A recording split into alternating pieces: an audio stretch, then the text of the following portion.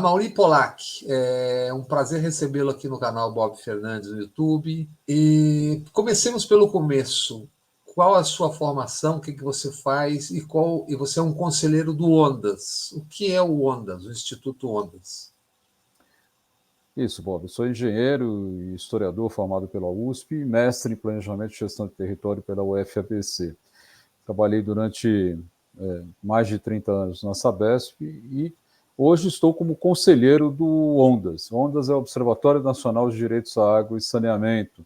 É uma entidade formada há 5 anos e que tem como base essa luta pelo acesso à água boa e ao saneamento digno para todas as pessoas.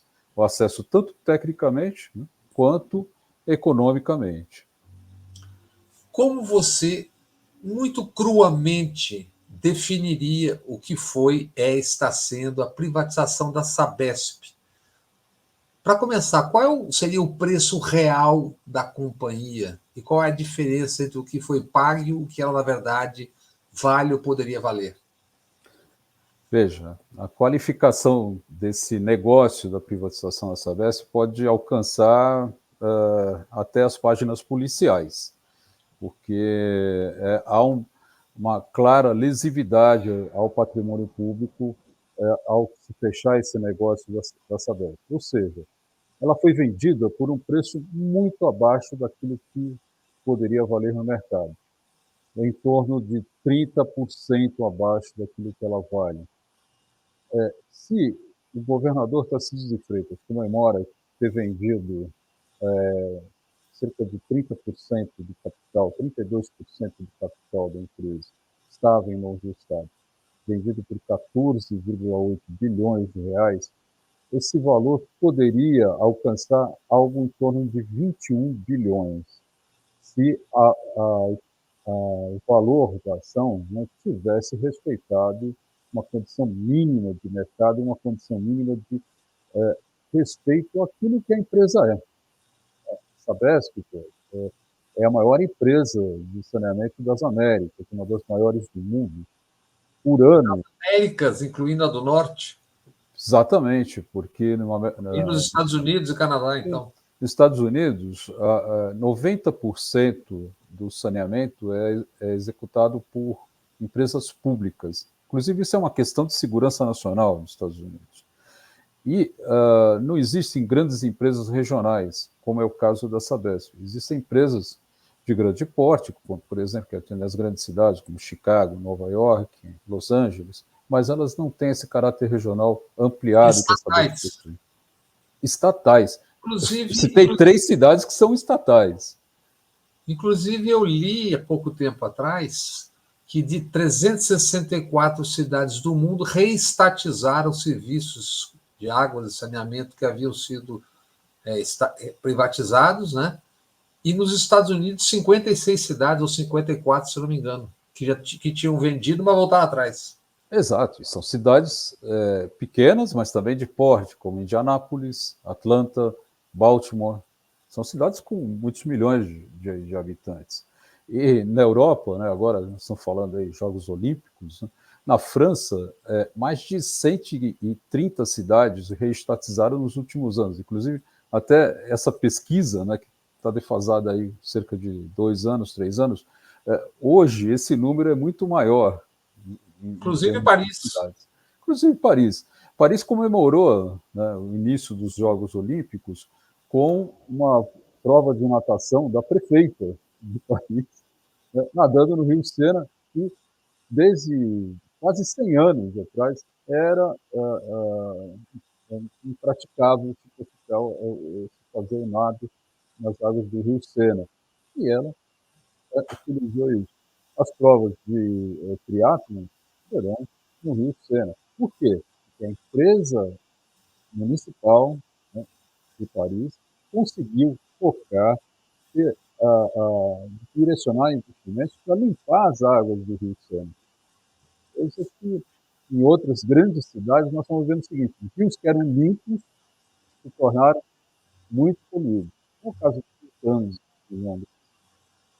mas você estava falando do preço, que pelo menos 30, ou seja, pelo menos 21 bilhões deveria valer o que foi vendido por 14,7, 9, quanto é que foi? 14,8 bilhões. Né? Uhum. Veja, essa avaliação de 21 bilhões ainda considera o volume de investimentos, ou seja, a quantidade de tubulações, bombas, equipamentos que serão instalados, serão implantados pela Sabesp nos próximos anos. Nós vimos também, nós fizemos uma avaliação desses investimentos e vimos que eles estão superestimados. Tá? O que significa isso? Chegar a todo mundo ter água e esgoto nas 371 cidades onde a Sabesp presta serviço de saneamento, é preciso um volume, no mínimo, 20% a menos de reais. Tá? Eles estimaram em cerca de 68 bilhões de reais para chegar nesse número de todo mundo ter água e esgoto. Eles dizem que gastariam isso. Dizem que gastariam isso. E nós chegamos a uma avaliação bastante criteriosa, usando dados do IBGE, dados da própria Sabesp. Nós vimos que esse volume está cerca de 20% superestimado. Então, o que significa? Quando eu faço um volume de investimentos muito maior do que a realidade, o valor da empresa cai. Uhum. E o preço por ação também cai. Se nós usarmos a base, né, desse estudo que nós fizemos, o valor por ação da Sabesp chegaria a R$ 103,90. Isso dá aproximadamente 55% acima do valor em que a Sabesp foi vendida. Então, certamente nós teríamos aí um valor muito maior de venda da Sabesp. Liberando o Código Penal, adentrando, né? Você poderia listar o que chamemos por hora de irregularidades que aconteceram nessa privatização, ou, como eu já ouvi você dizer, privataria? Pois nós podemos classificar de uma privataria, sim, dentro daquela mesmo jargão que foi bastante utilizado no governo Fernando Henrique. Caso Telebrás, que, aliás, tem um personagem ali no meio que tem a ver, né? Tem a ver, né? Nós podemos lembrar de Telebrás, lembrar da a Vale que teve um valor absolutamente irrisório. 3,3 bilhões. Eu me lembro que a gente fez, na época, uma capa na Carta Capital chamada Venda Barata de um Projeto de País, e aquilo custou, ao longo do todo o governo Fernando Henrique Cardoso, jamais ter uma página de publicidade do governo federal.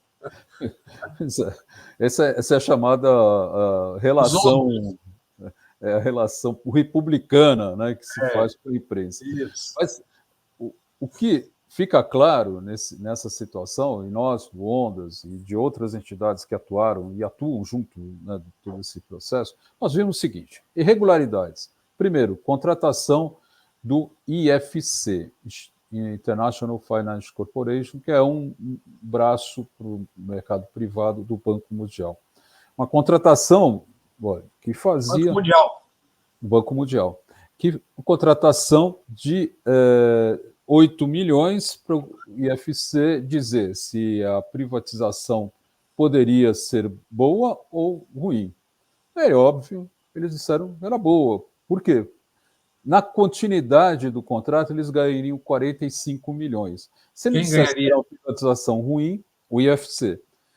Quem disse que seria bom ganharia 45. Ele disse que é bom. Se dissesse que não faça a privatização, ganharia só 8 milhões. Isso é assim, é aquela conta absurda, né? Que você faz uma contratação dessa. Nós questionamos essa contratação, ainda não houve julgamento final. Questionamos também. Questionaram onde? Me desculpe. Nós questionamos perante a Justiça Paulista, né? O Tribunal de Justiça de São Paulo. Também fizemos uma ação direta de inconstitucionalidade junto ao STF, que está se editou um decreto que retira uma grande parte da autonomia dos municípios paulistas, porque, vocês sabem, no caso de São Paulo, foi feita uma regionalização com o mesmo desenho da atuação da Sabesp. E a regionalização não é obrigatória, diferentemente de outras situações aí, região metropolitana e tal, que a adesão ao município é obrigatória. No caso, São Paulo não é obrigatório. Então, o município pode sair, né, quando quiser dessa unidade regional. O que, além disso, nós questionamos com o STF, junto ao ministro André Mendonça, que é São Paulo. Infelizmente, apesar do parecer favorável à nossa ação da Procuradoria-Geral da República e também da Advocacia-Geral da União, a ação ficou parada nas mãos de André Mendonça e não seguiu para plenário até agora. Ou seja, resolveu, não bota para votar. Não.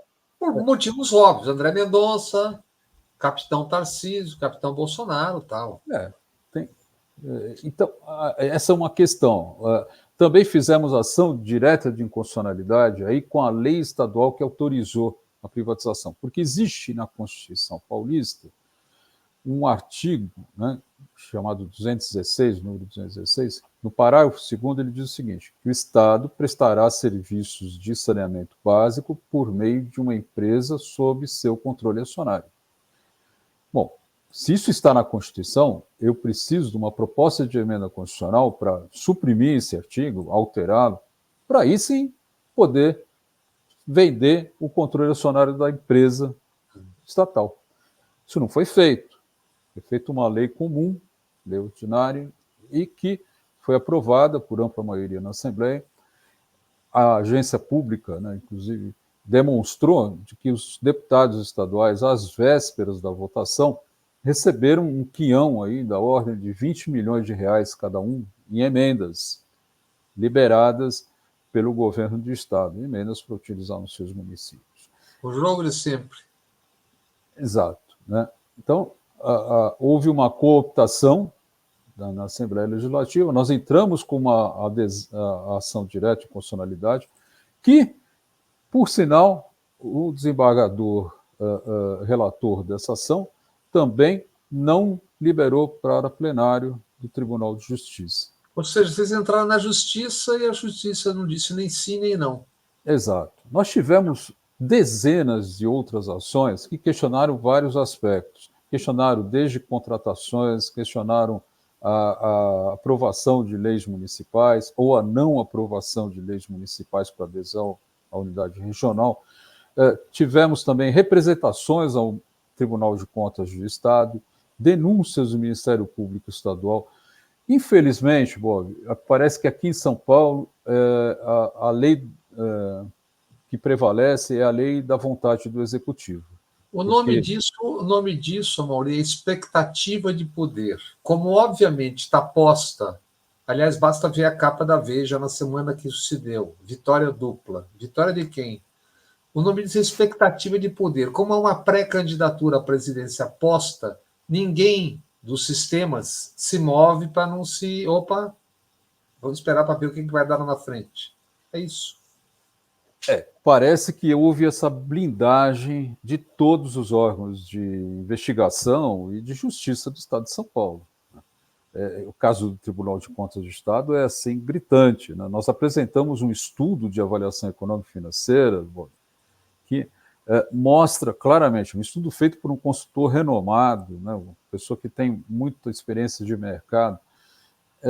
E esse estudo, né, elaborado aí, foi custeado pelo Sindicato dos Trabalhadores, o Sintaema. Nós entramos com uma representação do Tribunal de Contas e esse estudo sequer foi analisado pelo conselheiro do Tribunal de Contas. Ele rejeitou o estudo, rejeitou qualquer ação nesse sentido. Não disse nem sim nem não?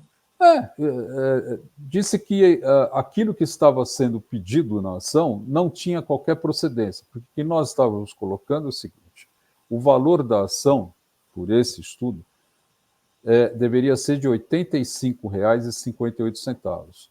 Já estava colocado o preço de R$ 67,00 como oferta dada pela empresa Equatorial, para se tornar acionista dona da Sabesp, porque comprou um lote que dá direito a que a Equatorial seja a mandatária na empresa. Então, nós já questionávamos isso já era público, né, que Estava sendo oferecido venda a 67. Nós estávamos dizendo que nosso estudo dava R$ 85,58. E o conselheiro, o Robson Marinho, simplesmente... O Robson Marinho, mas o Robson Marinho, eu me lembro dele ali na criação do PSDB na Constituinte, e depois teve um problema, se não me engano, no caso Alston Simmons, se não me engano, não sabia que ele continuava. Exato, ele ficou afastado por 7 anos do plenário do Tribunal de Contas, em razão dessa denúncia, né? Só que como a justiça é bastante eficiente, né? Houve prescrição dos fatos aí da denúncia, e ele retornou recentemente ao plenário do Tribunal de Contas do Estado. Então, nós estranhamos completamente esse posicionamento de que, bem, um conselheiro do Tribunal de Contas que serve para garantir a integridade do patrimônio público, rejeitar uma ação que diz, faça uma investigação, né? Faça uma verificação do que nós estamos apresentando, pare o processo de venda da Sabesp, impeça a venda antes que seja feita uma verificação disso. Vamos fazer uma comparação com aquilo que o Estado fez, né? E vamos ver com o nosso, ver se isso tem validade, se o que o Estado está fazendo não tem nenhum erro. Se tiver, né? Ok. Sim. Então, o Tribunal de Contas assina embaixo de algo que, no mínimo, né, fez o Estado perder 4,5, 5 bilhões de reais. E em condição até maior, né, como nós verificamos aí no estudo, que está também nessa documentação que foi entregue ao TCE, pode chegar até 7, 8 bilhões de reais.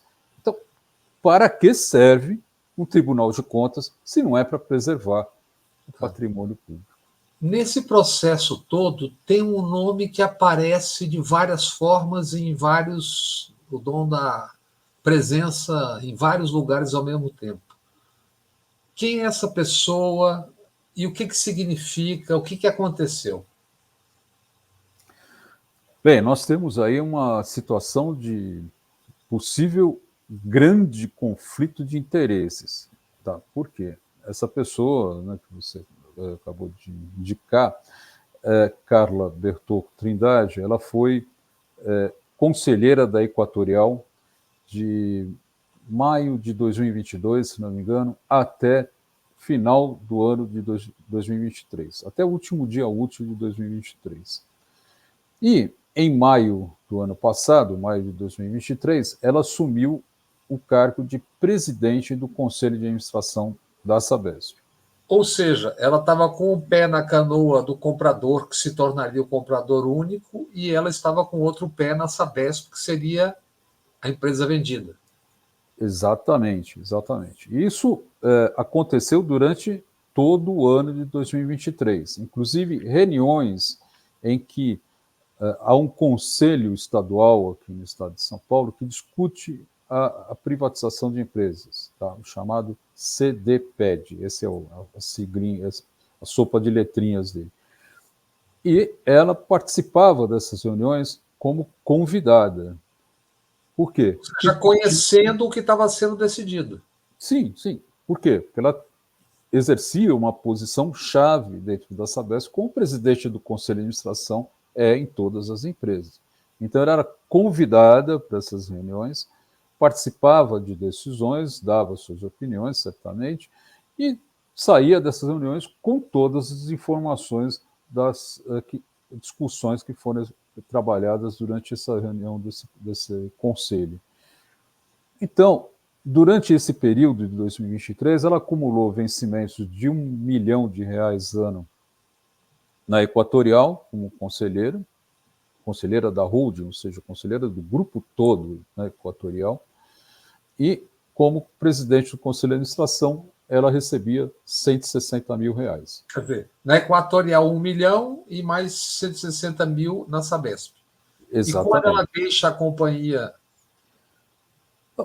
Eu diria assim, por cautela, né, houve aprovação da lei autorizativa na Assembleia Legislativa no dia 6 de dezembro, 23 dias depois, ela pediu afastamento do Conselho da Equatorial.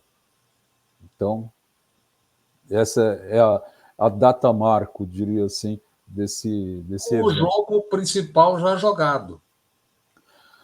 Exato. É claro que já naquela época, a Equatorial, no mercado, se ventilava algumas empresas interessadas. No mercado brasileiro de saneamento, que está acontecendo também, e é algo que nós temos criticado bastante, é a concentração. Existem 4 grandes empresas que hoje dominam praticamente o mercado brasileiro. A EGEA, a BRK, a Águas do Brasil e esqueci o nome da quarta, acho que é GSM. Essas 4 empresas praticamente dominam o mercado. E essas 4 empresas já se posicionavam interessadas em adquirir a Sabesp e outras também. A Equatorial já se posicionava, a Votorantim também, grupos internacionais também manifestavam interesse em adquirir a Sabesp. Então, o jogo estava sendo jogado enquanto esses lances aconteciam nos bastidores. E como é que se chegou a um comprador único? Veja, é algo assim espantoso que uma empresa do porte da Sabesp, com o capital que ela tem, com o conhecimento que ela tem, 50 anos de atuação no setor de saneamento. Lucro líquido ano passado de 3 bilhões e meio, se eu não me engano. Exatamente, 3 bilhões e meio de lucro líquido. Na sua área de atuação, os 371 municípios, né, onde ela opera hoje, mais de 300 estavam totalmente resolvidos em termos de água e esgoto. Ou seja, ninguém, né, praticamente nas cidades, sem uma ligação de água, ninguém sem ligação de esgoto, esgoto tratado. Onde falta ser finalizado o investimento é só na região metropolitana de São Paulo, principalmente tratamento de esgotos. Tá? E na Baixada Santista, na região litorânea de São Paulo, ali na região de Santos, proximidades ali. Então, o que é uma empresa com capital extraordinário. Como uma única empresa se oferece para concorrer a ser a comandante de uma empresa do porte como a Sabesp? Apenas a Equatorial chegou nesse processo. E sendo a presidente do Conselho da Sabesp, até então, ou até há pouco, também fazendo parte da Equatorial. Aliás, a Exato. Carla, se não me engano, ela é da Mauá Capital, que é também uma empresa do grupo Pactual, é isso? Sim, parece que é isso mesmo, né? É Então, ou era, porque eu, pelo menos eu consultando, eu cheguei a isso, não sei se está ainda ou não está mais, tal. até a última vez que consultamos aí, ele continuava na Mauá Capital, né? Como E conselheira também. uma outra questão, né? Em relação aos bancos. Que papel tiveram os bancos nisso? Né? E dentro dessa pergunta ainda, o preço, você falou do preço de 67, mas o preço era sigiloso? Foi sigiloso até quando? O que aconteceu em relação a esse preço? Porque também teve uma corrida a ações num determinado momento ali. Qual foi a Kizumba? Veja, bom, essa questão do preço sigiloso, nós questionamos também por meio de uma ação junto ao Tribunal de Contas. Você fazer um processo de licitação e deixar o preço sigiloso, num processo como esse, que é praticamente um leilão, isso não existe no país. Mesmo os casos aí absurdos do tempo da privataria, eu diria, o tempo da privataria agora, né? A Sabesp já é uma privataria. Vale, etc. Os preços de referência eram divulgados. Se contestava. Agora, recentemente, a Eletrobras tinha um preço de referência, foi contestado, etc. Então, mas havia um preço de referência. Neste caso da Sabesp, não foi divulgado. Houve uma reunião no dia 20 de junho, em que participaram todos, aí, governador, vice-governador, secretários, presidente do conselho de administração, e se chegou a um preço de referência. Ficou sob sigilo. Para quem? ficou sob sigilo. Foi divulgado que tinha chegado a um preço de referência e ficou sob sigilo, só seria divulgado após a liquidação da operação, que Mas se me deu. dá licença aqui que você está falando com o leigo. Sigilo. Agora, sigilo para quem? E se alguém ficou sabendo desse preço, o que ele pode fazer? Se eu fico sabendo desse preço antes, por exemplo, o que eu posso fazer com isso? Eu diria assim, pode fazer muita coisa, né? Pode vender essa informação, pode comprar ações da Sabesp, né, de forma privilegiada. Muitas situações podem ocorrer de posse de uma informação tão privilegiada como essa. E o pior, porque esse preço foi divulgado agora, tá? Dia 24 de julho. Depois de liquidar a operação, né, no dia seguinte eles deram esse preço. R$ 63,56. Tá? Bem, eles fixaram o preço dia 20, dia 28 a Equatorial ofereceu R$ 67. E, na entrevista à imprensa, logo após essa divulgação dessa oferta, a secretária Natália Rezende, secretária que comandou todo esse processo junto ao governador. Né? A secretária Natália, se não me engano, já trabalhava com ele, posso estar enganado também ainda, já no governo do Dilma, ainda, quando ele estava no Ministério, né? Isso, tem uma relação de longa data, ela é procuradora da Fazenda Nacional, concursada, etc., e parece que já esse relacionamento aí de trabalho com o governador já existe há vários anos. Né? E a secretária de Meio Ambiente, Infraestrutura e Logística, Natália Rezende, ao responder as perguntas da imprensa, logo após a divulgação dessa oferta equatorial, porque isso surpreendeu a imprensa. Tá? Nesse dia em que eles ofereceram 67, o preço das ações fechou na Bolsa de Valores a 75. Tá? Isso já dá uma diferença aí de 11% acima, né? 12%. Por quê? Vendeu abaixo do... essa oferta abaixo, 12% abaixo da cotação do dia. Quer dizer, a ação estava custando 75 e foi vendida 12% abaixo. 67. A secretária respondeu a pergunta dizendo o seguinte: olha, esse preço até que está bom, porque ele é acima do nosso preço mínimo. Mas aí onde é que ficou o sigilo? Matou o sigilo. Porque o mercado inteiro, porque é o seguinte, se ela falasse, olha, nós vamos ver se esse preço está bom ou não, lá na frente. Não, até eu entendo. Quando você diz, todo mundo corre para a bolsa atrás da ação.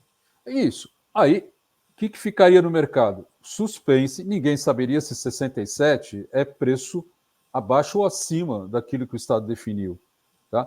Então, o que o pessoal iria fazer? Os grandes investidores. E poucos, né, investidores de pessoa física que compraram. Porque quem comprou o NACO da segundo lote de ações da Sabesp, de 17,3% das ações, foram cerca aí de instituições bancárias de grande porte, daqui e de fora. Itaú, Safra. Itaú, Safra, UBS, BlackRock. Né? A BlackRock comprou 5%. A BlackRock, se eu não me engano, é uma empresa que opera naquilo que chamam de sistema bancário fantasma, né? Porque não está sujeito à regulação, alguma coisa assim, é isso? Isso. Hoje ela é a maior investidora, né, dona de um patrimônio que supera PIB de países europeus, como Portugal, está muito próximo do PIB da Espanha também, parece. Então, é um poderoso investidor, digamos, no mundo. Quando ela diz que o preço da ação de 67 está abaixo, ela está acima, né, do preço de referência, sinalizou para o mercado e falou: nós vamos comprar tudo a 67. Certo? Então, ninguém ofereceu comprar ações da Sabesp, nesse segundo lote, a 68, 70, 75, que era o preço do dia na Bolsa de Valores. Ninguém ofereceu. Tá? Então, isso já foi uma quebra de sigilo. Mas não tem, isso não cabe à CVM? Pois é, são instâncias, né, Comissão que de nós... Valores Imobiliários, para quem eventualmente não esteja ligado na sigla, né? Exatamente. Aí eu acho que são questões que têm que ser cobradas em ação civil pública também. Junto, por quê? Porque quando você abre uma informação dessa, a pessoa que abriu já está sendo conivente, né, e dando uma informação privilegiadíssima para o mercado. Para quem tinha dinheiro, tanto que, olha, o total de ações que foi vendido nesse segundo lote chegou a 7,7 bilhões de reais aproximadamente, a 67 reais. Tá? A ordem de compra, ou seja, a demanda, chegou a 185 bilhões para caber num funil de apenas 7 bilhões de reais, Porque que era todo o mundo preço. queria entrar na festa. Claro, não, mas veja, é um ganho certo. Um ganho certo, porque eles compraram 67 no dia do fechamento. Já estava valendo Liquidação. 75. Não, no dia do fechamento, que foi dia 22, estava 87. Então, veja, eu compro a 67 e no mesmo momento, no mesmo minuto, o meu patrimônio valorizou para 87. Não é um negócio da China, dos velhos tempos, dos As tempos antes do velhas. mal, né? Mãe, olha, seguinte, nós estamos em 2024. Mantidas as previsões ou a leitura que você faz com sua experiência de 30 anos da Sabesp, conhecesse profundamente, que previsão você faz para, se isso for mantido, o que teremos daqui a alguns anos pela frente? Bob, eu vejo que o futuro nos reserva a situação que há na Inglaterra. Tá? A Inglaterra privatizou há 35 anos, durante o governo Thatcher, e hoje as empresas, né, privadas inglesas, elas estão numa situação falimentar, praticamente. Por quê? A distribuição de dividendos alcançou mais de 80 bilhões de libras nesse período. E o montante de dívidas é da ordem de 60 bilhões de libras. Isso são números extraordinários. Tá? Bem, mas vamos dizer, a situação está ótima na Inglaterra, as pessoas estão com água maravilhosa, os rios estão todos poluídos. Não, ao contrário. O rio Tâmisa ensejou, né, deu motivo para uma grande campanha nos anos 90 para a despoluição do rio Tietê. Porque diziam, veja como o rio Tâmisa está lindo, limpo, as pessoas podem, não tem mau cheiro, tem peixe, as pessoas podem navegar, podem interagir com o rio. Que bom, né? Em 1990, o rio Tâmisa era assim. Foi quando Margaret Thatcher privatizou o saneamento inglês. Hoje, o rio Tâmisa é um rio poluído. Vários rios ingleses estão poluídos. Por quê? As costas inglesas, os mares ingleses. Por quê? Porque para a empresa privada eu tenho que gerar máximo lucro. Se eu tenho que gerar essa Você tem que condição, distribuir dividendos para os compradores, tal. distribuir máximos dividendos. Ora, compensa mais eu pagar uma multa ao órgão regulador inglês, porque eu estou lançando esgoto in natura, ou seja, esgoto sem tratamento dentro do rio Tâmisa, do que fazer uma nova estação de tratamento ou ampliar o tratamento de esgoto. Custa Aliás, muito isso, custa menos pagar a multa. E o lucro continua, e os dividendos continuam muito, muito elevados. Então, para a gente não ir muito longe, mas acho que isso que você está falando me lembra um pouco o que eu andei trabalhando, lendo, vendo sobre a Equatorial Energia, que está em 7 estados, se não me engano, e que teve já multa de milhões em Alagoas, teve multa no Pará, ou por maus serviços, ou por descontar contrato, etc, etc. Quem é do Rio Grande do Sul sabe o que aconteceu em Porto Alegre, principalmente, durante a tragédia recente pós-enchente. Tragédia não, porque aquilo ali era esperado que acontecesse. Né? Então, o que é a Equatorial Energia? Que expertise ela tem para tomar conta da maior empresa de águas e saneamento das Américas. Pois é, Bob, a notícia não é nada boa também, né? Por sinal, você citou essa tragédia, né, no Rio Grande do Sul. E a empresa estatal gaúcha havia sido privatizada em 2023, a Corsan. Foi vendida por R$100 mil. Ela foi vendida também abaixo do preço. Né? R$100 mil, o preço de um carro, e a Lagoas, R$60 mil. Isso aí, a estatal elétrica, né? Mas a estatal de saneamento foi vendida por preço abaixo também, cerca de 50% abaixo do preço real dela. E não conseguiam fazer a normalização do abastecimento de água nas cidades onde operavam. Quem foi ajudar, né, foram equipes da Sabesp, mais de 50 funcionários da Sabesp com caminhões, equipamentos e tal, foram lá para ajudar e botar para funcionar os equipamentos que a estatal gaúcha, ex-estatal gaúcha, privatizada, não conseguia colocar em operação, porque mandou embora cerca de 30% da sua força de trabalho de imediato que assumiu. Quando eu me referi a Porto Alegre, eu falava da CE, da CE, né? Exato. Só para colocar que o que nos espera é uma situação muito crítica, porque a Equatorial, em saneamento, é uma experiência absolutamente limitada. 2 anos de operação em Amapá. O Amapá, o total de habitantes no Amapá não dá a zona sul de São Paulo. Não, só o Amapá tem 700 mil habitantes. A zona leste da cidade de São Paulo tem 3 milhões de habitantes. Qual é o sentido, né, de se colocar uma empresa sem nenhuma experiência?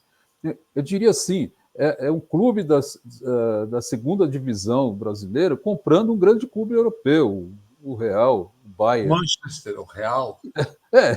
Algo assim, o Manchester. Não dá, né? É algo inconcebível. Né? E eu diria assim, que o risco, e o que a Equatorial apresentou para os investidores logo após ter oferecido R$67 por ação para comprar a Sabesp, foi aquele velho receituário de empresa que é privatizada e assume logo uma empresa com viés financista, como é, né? Que a Equatorial é dominada, como você disse, por fundos de investimento e bancos. Então, o viés deles temos muitas oportunidades de aumentar os lucros, reduzindo despesas com pessoal, reduzindo despesas com variadas ordens, e nós vamos reduzir tudo. Óbvio que vai sair um plano de demissão incentivado e as pessoas na Sabesp estão absolutamente desestimuladas a continuar a trabalhar na empresa da forma como ela está. Tenho notícias aí de que o clima interno parece aquelas situações de velório coletivo, quando às vezes um acidente de ônibus morrem 20 pessoas, né, junto num velório coletivo. É algo assim. Parece que a empresa morreu. E vai ser difícil a gente continuar.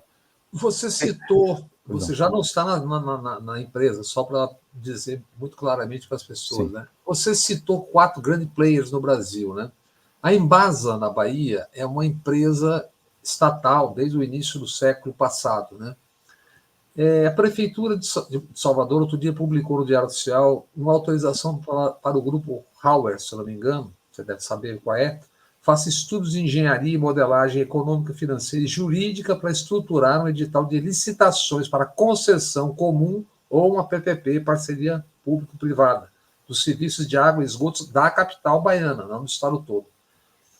Você vê relação entre essa iniciativa do prefeito de Salvador, Bruno Reis, e uma polêmica negociação que eu imagino que o Cetiano do ONAS deve ter tomado conhecimento do ano passado, através do qual um débito de 4 bilhões do município de Salvador para com a empresa estatal de águas, a Embasa, seria surpreendentemente transformado num crédito em seu favor da prefeitura, através de um repasse imediato de 500 milhões de reais. Você deve estar acompanhando, talvez, ou pelo menos falando com as pessoas. Você sabe disso? O que significa isso? Sim, nós acompanhamos, né, pelo ONU, acompanhamos essa situação aí absurda, né, de você trocar um crédito por uma dívida. E não é pouca coisa, né? O Tarcísio fez isso também aqui, né? Ele vende a Sabesp e depois vai Mesmo modelo. subsidiar a tarifa com o dinheiro da venda. É uma festa. Isso lá é o quê? Um primeiro passo para forçar a privatização, começando pela capital. Exatamente. É uma situação similar, né? Uma situação que é totalmente desprovida de base jurídica institucional, no caso da Bahia. Porque na Bahia existem as micro-regiões de saneamento, ou seja, é um arranjo regional que congrega vários municípios dentro de uma região. E dentro dessa região, as decisões sobre saneamento têm que ser tomadas a partir de um consenso dentro do conjunto de municípios com o Estado. Aliás, me parece que é um consenso bastante equilibrado, em que o Estado não tem aquele peso decisório impositivo dentro das decisões. Inclusive, então, pelo que sei, o governador suspendeu essa conversa quando começou o ano passado. Então, por isso que acho que estão buscando uma outra vertente, né? Louvo a decisão do governador, né? Louvamos, né, pelo Ondas, essa paralisação num processo totalmente irregular, a nosso ver, né? E esse caso, essa iniciativa agora da Prefeitura de Salvador, me parece uma iniciativa muito mais no sentido de querer colocar o Estado sob seu jugo, tá? O que não é o caso.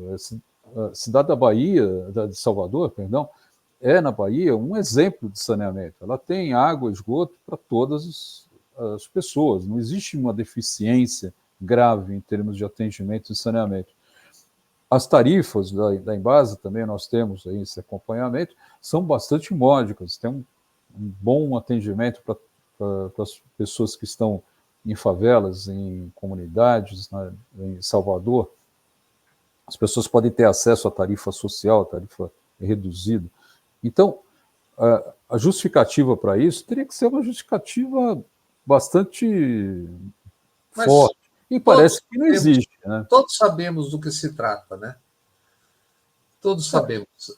Da mesma forma que em São Paulo, justificativa técnica, econômico-financeira, nunca houve para a privatização da Sabesp.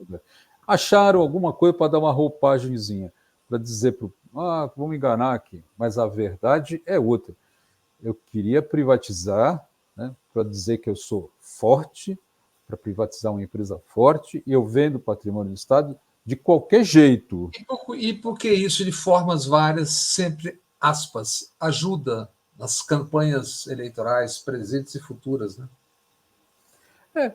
Ajuda, né? Ótimo, né? Os editoriais dos jornalões aqui foram pródigos, né? Foram assim, não economizaram palavras de elogios. Você acabou de citar uma revista semanal que também não economizou palavras de elogios. Mas hoje essa mídia é dominada pelo capital financeiro, né? 79% do noticiário econômico financeiro está na mão, literalmente falando, de bancos ou instituições financeiras, de tudo que se lê. Mas olha, para encerrar, porque o nosso tempo já está indo longe, né? Você tem mais algo a dizer e você tem alguma esperança ainda de que isso possa, de alguma forma, ser contestado, etc., revertido, tal? Ou já era? Do ponto de vista jurídico, é muito difícil haver uma reversão desse processo, porque mesmo que a gente consiga uma declaração de inconstitucionalidade da lei que autorizou a privatização, vai ser difícil o Estado retomar esse controle. A nossa expectativa é que as prefeituras que serão eleitas agora, né, os novos prefeitos, os vereadores que serão conduzidos às câmaras municipais, façam um trabalho muito preciso de fiscalização e de controle da prestação de serviço de saneamento. Então, uma prefeitura forte, como, por exemplo, São Paulo, ou a de Guarulhos, que é a segunda maior cidade do estado, atuar de uma forma enfática e decisiva, no sentido de cobrar uma ótima prestação de serviço, de cobrar tarifas reduzidas para todas as pessoas que têm direito a isso, cobrar, por exemplo, também sanitários públicos decentes, acesso a bebedouros públicos decentes, cobrar esse tipo de coisa, né, que uma prefeitura tem sim poder. A prefeitura tem poder, é um poder concedente de saneamento. e ela deve exercer esse papel de fiscalizadora e atuante em favor da própria população que ali reside. Então, nós acreditamos que esse papel das prefeituras aí vai ser muito determinante para os próximos anos. Amaury, muito obrigado pelos seus conhecimentos, pelas suas explicações sobre um assunto que é complexo para todos nós leigos, né? E que definitivamente é algo que não cheira bem.